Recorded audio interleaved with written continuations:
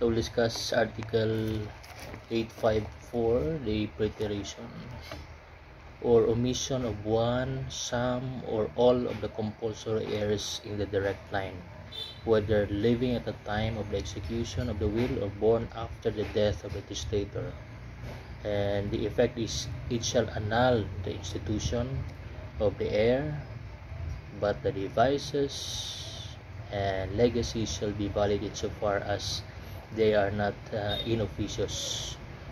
So take note that this preteration, there is this total omission of the compulsory heir, and that compulsory heir is in the direct line, meaning descending or ascending.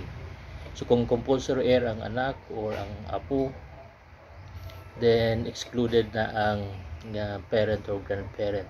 Kung walay anak or apo, then ang compulsory heir in the direct line could be the parents or the grandparents.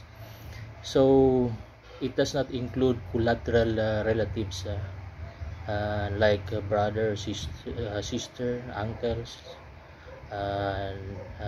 nieces, nephews. They are not included because they don't belong to this ascending or descending or the direct line. And this applies even to adopted children, because adopted children are considered as or same status as a legitimate children or a legitimate child. So take note that there is this total omission from the inheritance, not just from the will. Kaya pwede siyang he is not mentioned sa will, but there is no preteration kay na ay nabilin sa free portion. So katong free portion can still be given to the compulsory heir in the direct line, and there is no preteration in that sense because naapay nabilin man sa free portion nga pwede gamiton sa as legitimate of the compulsory heir. So kani sa kanang wala joy nabilin sa even sa free portion. So gihatag tanan ang inheritance or estate of the deceased sa other compulsory heirs or other heirs, legal or not legal but voluntary heirs kato sa free portion. So kani siya kay bisan pa pod nga wala siya na mention sa will, but there is this advance like donation. There is this donation prior to the death of the decedent, the testator. So there is no total omission there. Kay ang himuon lang kung kulang ganitong gidonate sa iya during the lifetime of the testator, then dungagan lang siya aron makompleto ang iyang legitim. Okay, so there is in this case there is a total omission, take note, from the inheritance. Kay wala gyud say wa gyud gihatag sa kanang omitted nga compulsory heir.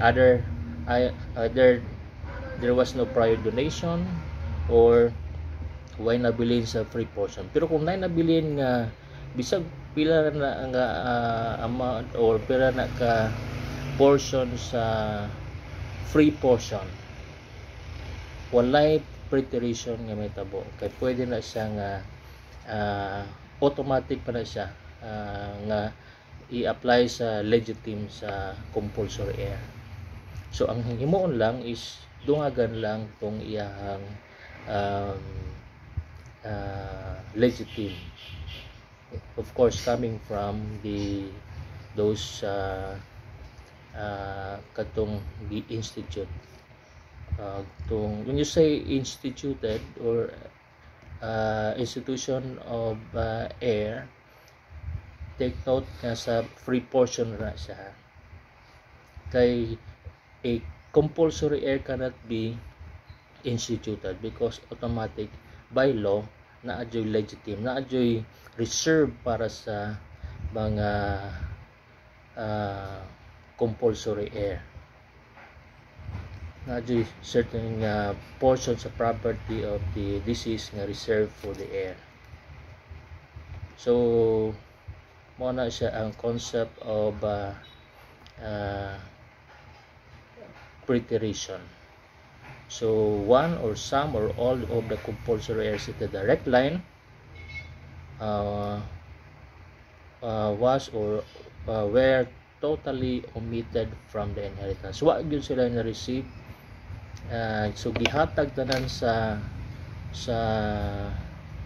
testator ang iyang property ngadto sa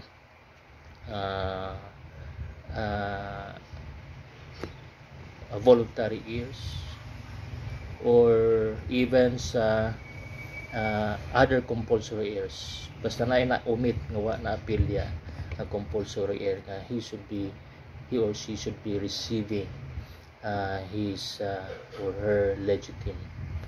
So ang effect anan niya is that the institution of the heir will be annulled, so as if there is no institution of the heir. And but take note, kalong mga devices and legacies shall be valid insofar as they are not excessive or they do not affect the legitimate of the compulsory heir.